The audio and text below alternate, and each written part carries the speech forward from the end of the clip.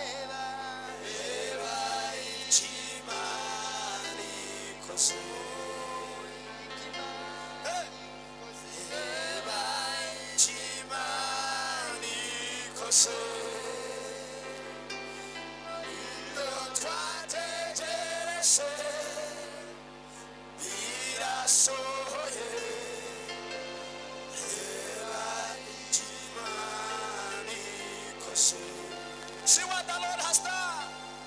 See what the Lord has done. See what the Lord has done. What we waited for has come to pass. See what the Lord has done. Tumukubire kengaro yabikose byona. Hallelujah. Worship team, let me request you to take your seat. Thank you so much. Let's appreciate him. This morning, it's just wonderful. It's just amazing. He was born to redeem us. He was born to save us. He was born to set us free. He was born to change our lives. He was born to save us from our sins.